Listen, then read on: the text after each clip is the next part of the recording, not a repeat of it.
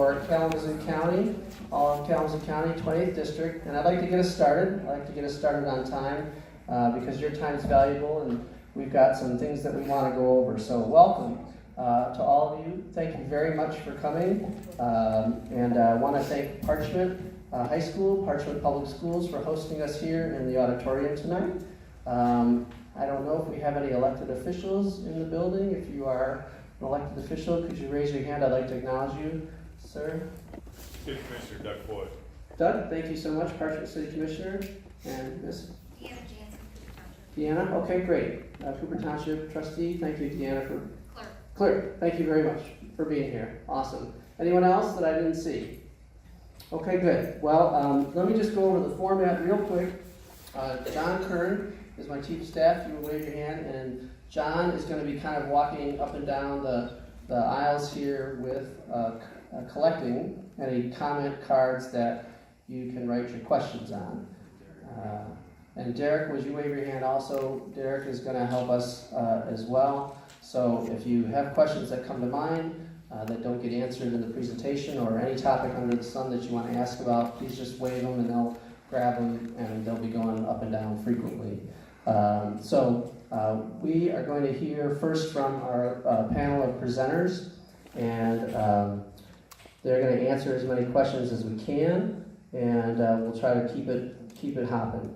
And then I'll be happy to answer any questions as well if it's outside of the purview of the folks we brought tonight. So there's a microphone on the table. If the presenters could each introduce themselves, and I know we have some audio-visual accompanying the presentations, and I will turn it over to the folks at this table to go from here. And I'm just going to keep an eye on time so that we have a chance that we get to questions and so forth. All right? If you could just tell us who you are, and then go ahead and start your presentations. Okay? Thank you. So my name is Mccan Taylor. I'm Hold on.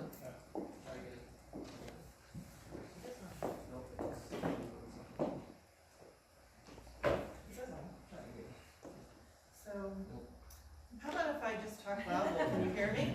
Okay, I have a very loud voice. Now it's working. So my name is Deb Mackenzie Taylor. I'm with the Michigan Department of Health and Human Services, the Toxicology and Response Section Manager. Good evening, I'm Betsy Wasilewicz. I'm an epidemiologist with the Division of Environmental Health at MDHHS. Good evening, I'm Jordan, a toxicologist with the Environmental Health Division at DHHS. Hello, I'm Nate Whitmire with EGLE, Department of Environment, Great Lakes and Energy, and I'm the project manager for the Parchment Cooper and the Richland sites.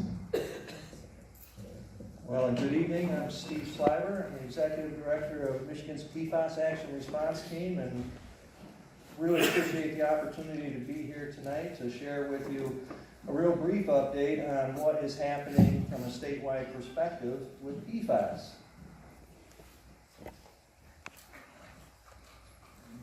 And so many of you may have seen this in various presentations and out on our website, but I like to use this slide to kind of set the landscape for the challenge that many of you recognize that we're dealing with when it comes to PFAS contamination. And what it is this PFAS cycle, where the challenge that we have is throughout our ecosystem, we are simply cycling many of the PFAS through various media. Because these compounds are very persistent, ubiquitous, bioaccumulative, they are not really coming out of the system, we're just moving them through. And I like the landfill as a great example. Many of the consumer products, industrial waste and cleanup waste that get disposed ultimately in a landfill, you end up with PFAS compounds in the leachate. That leachate from the landfill goes to the wastewater treatment plant, which isn't really good necessarily at removing PFAS compounds, and so those compounds end up in the biosolids, which might get land applied, or ends up in the wastewater, which could end up in surface water and bioaccumulating in fish, could end up in drinking water or groundwater, and keep cycling back through. And that's that very strong carbon-fluorine bond that we deal with PFAS compounds. They don't break down well, and that's why we continue to cycle them through.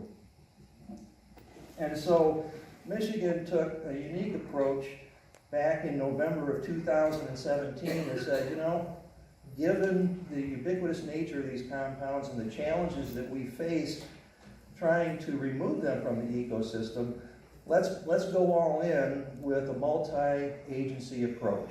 And Michigan was the first to say, let's get the major state departments that are involved in protecting our environment and public health, agriculture, and natural resources, even those that might be involved in the use of firefighting foams, whether it is the state fire marshal or the aeronautics folks in the Department of Transportation.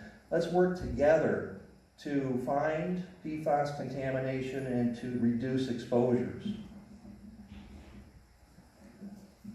And so that multi-agency approach, we are coordinating what we're doing throughout the state and even at the local level and with our federal partners to try to find answers to these compounds where we know we need to know a lot more about them as far as what their effects are in the environment, how to effectively remove them. And we are trying to be as transparent as we possibly can. Many of you have probably seen our MCART website where we try to share as much information as we can. But more importantly, we're trying to engage with residents, with communities. I think we've done a pretty good job of engaging with impacted communities once we find contamination there. One of the things that we're focusing on right now is trying to engage citizens on a much broader statewide basis. And so you see up here on the slide, you know, we have advisory work groups, and we'll talk a little bit about, you know, some of the other ones up here in a minute, but we'll talk a little bit about the Citizens Advisory Work Group that we're trying to form. And that one is to gather, you know, input on a statewide basis from residents and impacted communities to see, you know, what sort of improvements we can make in engaging and informing citizens as we go forward and learn more about these compounds. So this just shows you the challenge of trying to organize ourselves around everything from, you know, how do we even look for, analyze for these compounds in the environment to ultimately how do we prevent future contamination.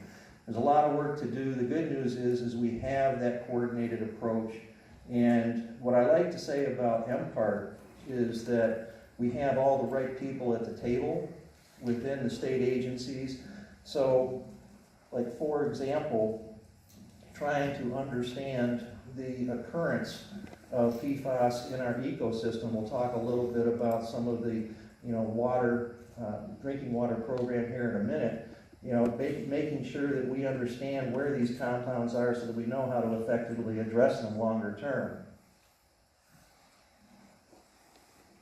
So I'll talk real briefly about what we are doing to understand, you know, the PFAS in our environment. First and foremost is to understand at sites where we have known contamination or suspect we have contamination. We've been systematically, very deliberately prioritizing sites for investigation based upon what we know they have used or what we suspect might contain PFAS, whether it's been released to the environment.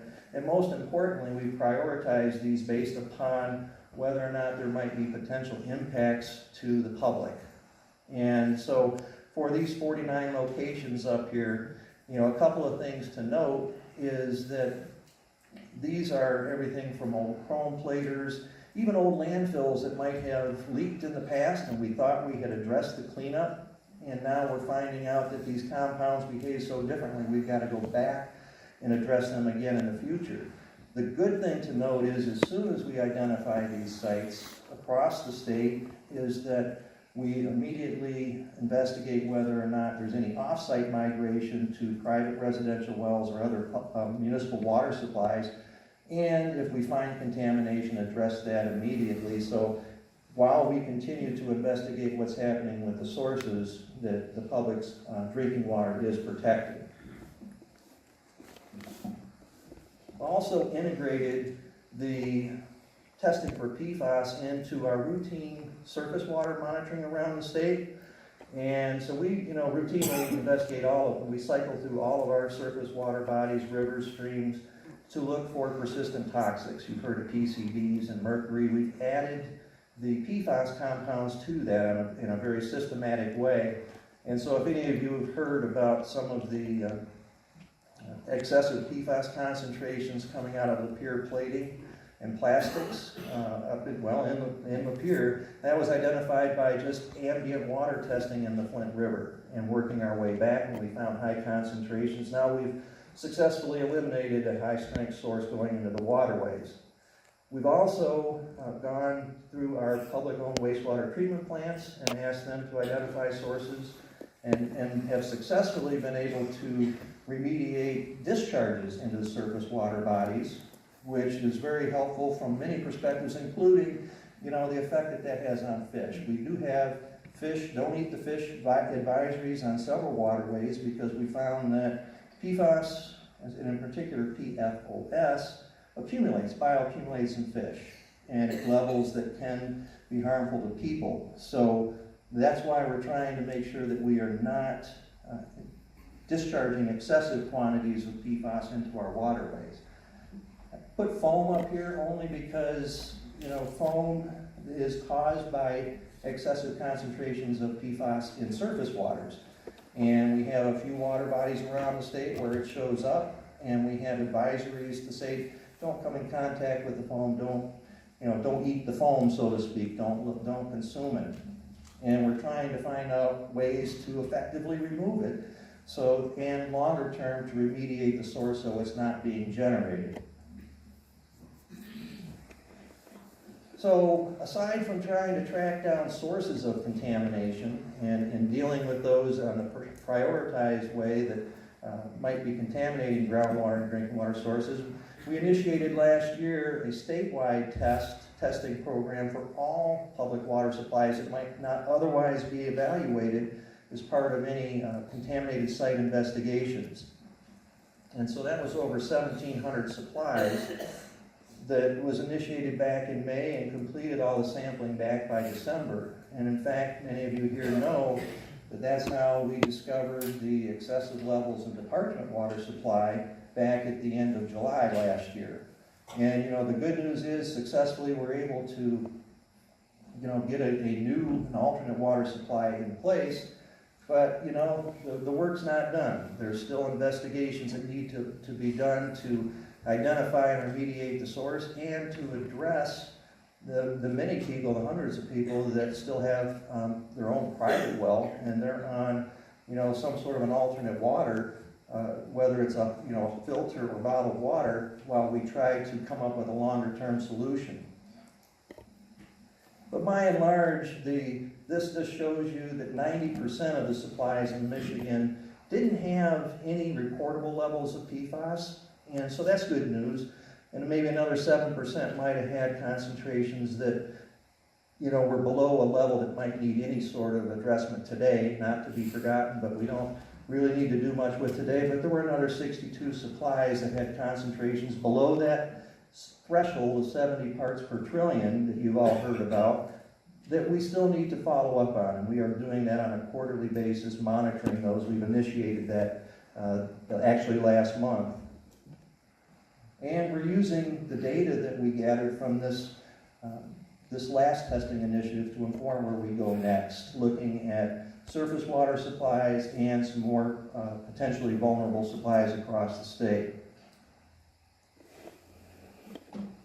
But based on what we've learned, we know it's important longer term to establish an enforceable drinking water standard for our water supplies so that they are routinely testing for and addressing any contamination they find. And so Governor Whitmer last month directed the Department of Environmental Quality, which is now Environment, Great Lakes, and Energy, and MPART to initiate that process for establishing maximum contaminant levels in drinking water. And it's really it's a two-step process. The first step is the Michigan PFAS Action Response Team establishing a science advisory work group to come up with the health-based values for drinking water, which will then, those values will be plugged into the actual rulemaking process, the legislative rulemaking process to come up with enforceable maximum contaminant levels under the Safe Drinking Water Act. Put this up here just to show that it's very tight timeline. Our scientists, we've appointed the panel, and we've been working with them, remotely right now as they try to lay out, how to come up with those health-based values. They've got until July 1 to do it. And, but they will be able to do it. We've got a lot of information out there. We've got the information from our public water supply testing program, and we've got a really good team of toxicologists and epidemiologists and risk assessment folks in state government. So they're going to come up with their health-based values by July 1. The rulemaking process has already been initiated. We submitted the right paperwork to our Office of Regulatory Reinvention, and we'll be reaching out to stakeholders to start talking about, how do we set up the rule for monitoring and what's the best technologies going forward to address any contamination we find, and ultimately plugging in those values from the scientists in July. So if all went well, without any hiccups, we could have enforceable levels for drinking water supplies in Michigan by April of next year.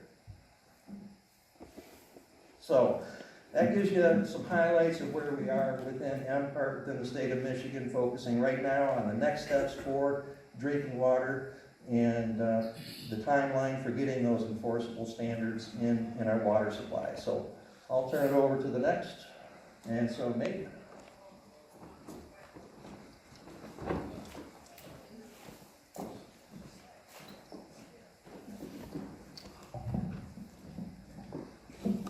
Good evening, everybody. Once again, Nate Whitmire with Eagle, formerly DEQ.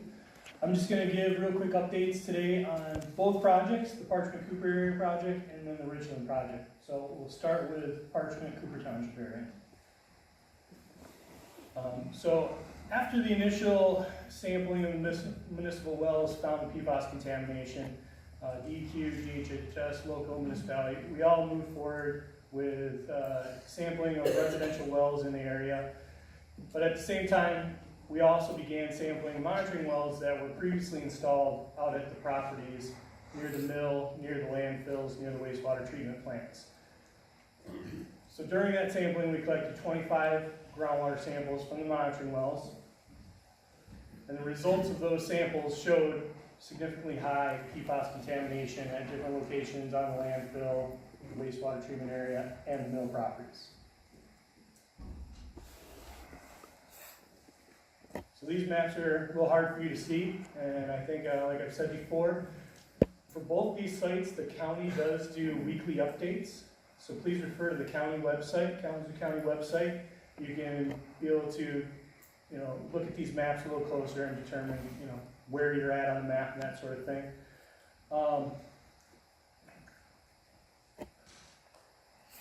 So this is the landfill location, and these are the mill properties. So these were where a majority of those initial 25 samples were found, the majority of the contamination.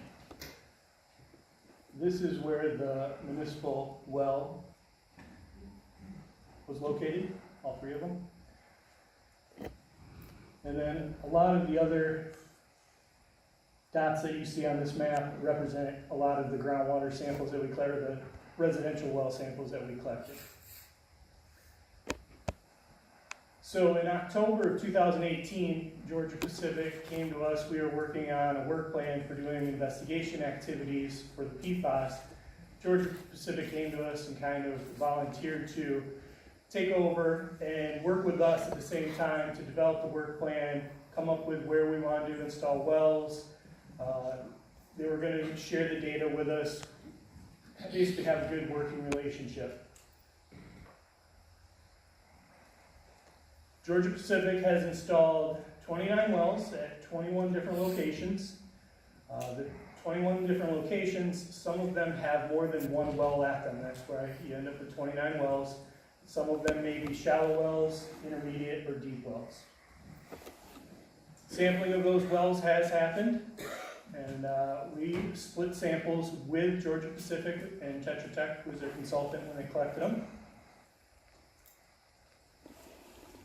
So of the 29 samples that were collected, you can see that 10 of the wells were non-detect, 15 were below the 70, parts per trillion, and 4 were above 70 parts per trillion. So this is a map that shows the shallow wells that were installed by Georgia Pacific and sampled. Once again, the red represents above 70 parts per trillion. You can see the wells closest to the landfill. We had a couple here, and then we had one other well that was installed that had a hit of about a little over 3,000 parts per trillion. So that may be an indication of another source area. It's something that we're going to have to continue to look into as well. Where is that well located? That well is located right near the Russell Farm, right off of Riverview and Collinwood.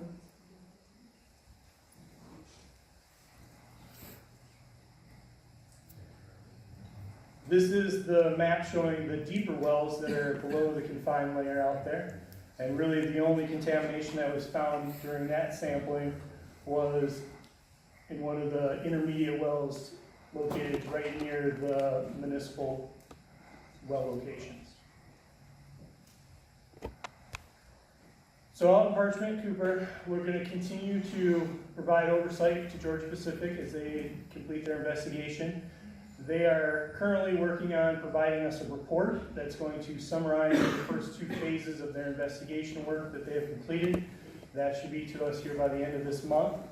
Once that comes in, we will be working with them to determine if there's any data gaps that we need to fill in regards to delineation or just the hydrogeologic aspect of this project. They also are planning on doing additional investigation activities at the landfill properties, at the wastewater treatment property, and at the mill properties. That should be work that should start occurring, I believe, end of May is kind of their timeline on that. So we're going to continue to work with all the local municipalities and entities. We continue to have weekly meetings for this and the Richland sites as well. And like I said, the county websites is where you can find the updates for both these sites. So we will move on to Richland. So Richland is a little bit different. The reason we began investigating PFAS out in Richland was due to some sampling of the municipal sanitary sewer system at the wastewater treatment plant. Had high levels of PFAS, was tracked back down to our site in Richland, the production plated plastics, where we had been operating a remediation system to clean up the heavy metal contamination that was associated with the plating facility. So we are running the water through the cleanup system and then discharging it to the sanitary sewer. Once we found out that we were discharging PFAS to the sanitary sewer, DEQ at the time, Eagle, basically began sampling some reservoirs, but we also looked at installing, and we did install an emergency remediation system out there, basically upgrading and retrofitting the remediation system to be able to treat the PFAS at the site. So with Richland, about 115 residential wells have been sampled, and you can see most of those wells that we have sampled have been non-detect. We do have some that kind of fall in the middle bracket and some that exceed the 70 parts per trillion. I believe our highest reservoir samples that we have had out in the area have been about 2,500, and we have a few that are over that 1,000 parts per trillion. We've just completed installation of monitoring wells in the study area, some near the production plated facility and some in the outer edges of the study area to try to get delineation. We've installed 21 sets of monitoring wells out there, and once again, those are nested sets that have shallow, intermediate, and deep wells screened in them. We have sampled 86 monitoring wells, and that's a combination of some of those 21 nested sets that we've installed and previous monitoring wells that were out there for the metals investigation. As you can see, we have 26 of those that are non-detect. We have more of the monitoring wells that exceed the 70 parts per trillion, largely in part because we have a lot of wells that we've sampled near the production plated plastic facility that we would expect to be high.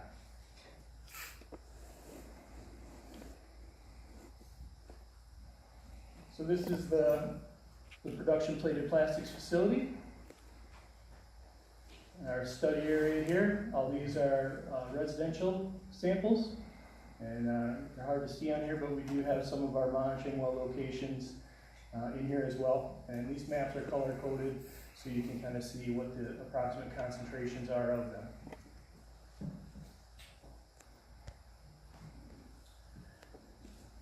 So out in Richland, we will basically be continuing to do monitoring well sampling activities. We're going to also begin doing some surface water sampling activities of surface water bodies that are in the study area. Based on those results, there's potential for expansion of study area, expansion of residential well sampling, additional monitoring well installation activities, and investigation activities.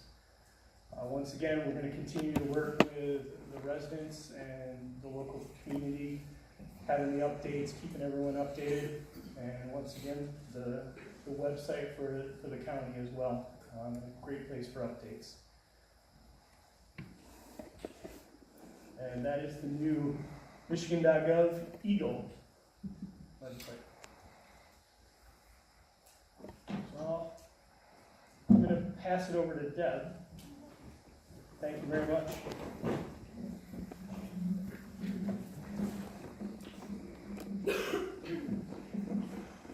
Thanks, Nate. Hi, everyone. As I said before, my name is Mccan. I'm with the Department of Health and Human Services, and I'm going to talk to you a little bit today about our PFAS screening levels for drinking water that we use for public health assessments at the Department of Health and Human Services. So, we've been doing responses, Steve talked about, we've been doing responses to PFAS in people's drinking water statewide for quite a while now. Actually, it started up in Oscoda, but we've also had a lot of sites across the state, and Parchment actually started after we found the public water supply. But because most of the time, just like Parchment, we didn't realize there was a source there, or we didn't know the extent of the source there. We've been very public health protective on our responses, and when we didn't know where the plume, where the contaminated groundwater was, and whether concentrations would fluctuate over time, we were providing alternate water, either bottled water or filters for everyone, until we knew what the extent of the groundwater contamination was. So with Parchment, we also responded very quickly. We worked with Kalamazoo County Health and Community Services Department, and they were amazing at how quickly they got water out to everyone, that they got the advisory out within the same day right away, and got water out to everyone very quickly. And we want to thank Vern and Jim for getting that out so quickly. And even the private wells were provided bottled water before we knew whether their wells were impacted. And then the water was provided to everyone within a 1 mile, and then once we found out that it could be further, a 1.5 mile area. And as you know, people are still getting bottled water from the private drinking water wells, so we've been trying really hard to ensure that we're having public health protective responses to PFAS in drinking water across the state. So I'm going to talk a little bit about why we developed PFAS screening levels, what they are, how we use them, and how they affect what our recommendations are. So we were already looking at other state and federal agencies and what they were doing with PFAS levels across the country. And also our sister federal agency is the Agency for Toxic Substance and Disease Registry, and they came out with a draft toxicological profile with toxicity values last summer. But also MPART had a science advisory board or science advisory panel that also looked at what was the state of the science across the nation. And they told us in their report that came out last December that there were some probable links for PFOA, especially that may indicate that there may be adverse effects at concentrations below 70 part per trillion. So we, as I said, we were already looking at this, and this helped convince the state that we really needed to look a little closer at these levels. So we were asked to develop screening levels for as many of the PFAS chemicals as we could quickly. And with that timeline that we had, we built off what other agencies had been doing. So what are our screening levels? So our screening levels are intended to be protective of everyone, and we found, looking at what all the other people had been doing and what the toxicity information was and how much exposure people can get, because you have more PFAS in your blood than in your drinking water, because it's bioaccumulative. I think you've heard that it's bioaccumulative before. Some of that is passed through both blood to the fetus, and it's also passed through breast milk to the baby. So we were focused on making sure that we're protecting who has the greatest exposure, which would be a nursing infant. And we developed these screening levels to make sure, where we could, that we accounted for that nursing infant. So 4 of the 5 chemicals that we came up with screening levels, we had data that showed what the cord blood levels were from maternal blood levels and what the breast milk was from maternal blood levels. And so we used that to make sure that we were protecting for those most vulnerable life stages. And because we were protecting for that, and we looked at all the other exposures for all other life age groups, we knew that we were protecting for all other age groups as well. So what do we use the PFAS screening levels for? To determine if we need further evaluation of sites, if we need to take public health actions. And the other thing I need to emphasize is these are non-regulatory values. Regulatory values have to go through a different process than what we would do to develop these screening levels. And here are our 5 PFAS screening levels we're using. So for PFOA, it's 9 nanograms per liter or parts per trillion. For PFOS or PFAS, it's 8 nanograms per liter or parts per trillion. For PFNA, it's 9, again, nanograms per liter. And PFHXS is 84, and PFBS is 1,000. PFBS is the only one that we did not have that information about cord blood and breast milk, so we weren't able to account for it the same way and use the same approach as we did for PFOA, PFOS, PFNA, and PFHXS. So how will these new screening levels change what we're doing? Well, it's another tool in our toolbox. So we'll continue to make sure that we're being public health protective at all our sites. We will use these as yet another one of our tools where we screen sites, whether they're above or below these levels. But we also are using site-specific information, as I said, whether we know where the PFAS is in the groundwater, how well we know that or not. And we've been making conservative public health decisions. As I said, these numbers will help us determine where public health actions need to be taken, and that we do use site-specific information in conjunction with these numbers. And will help determine whether we recommend people use filters or another source of water.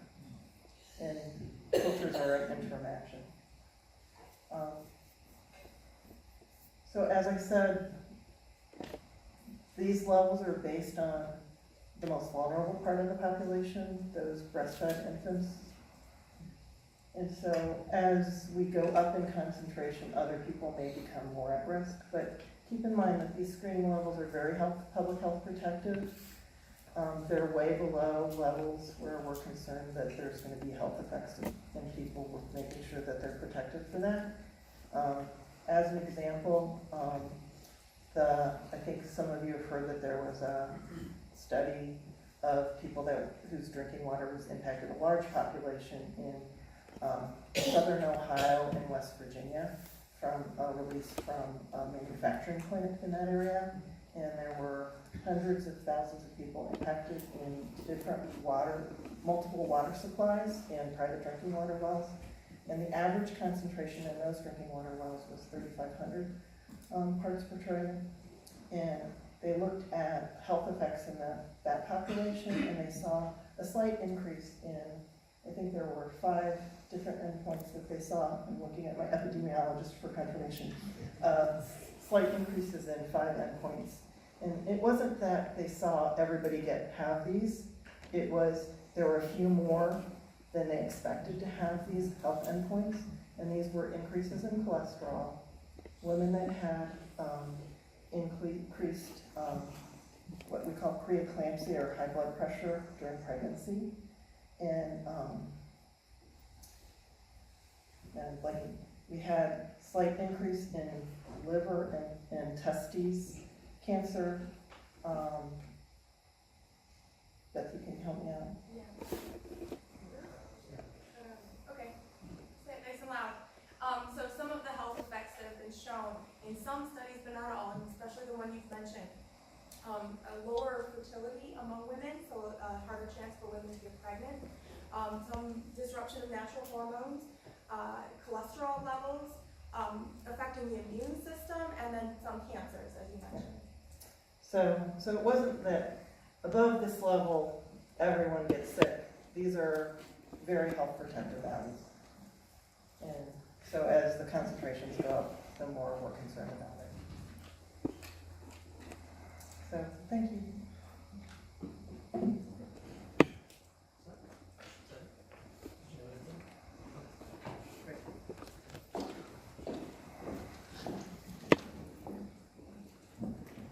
Okay, great. Thank you very much for that presentation and a sensitive microphone.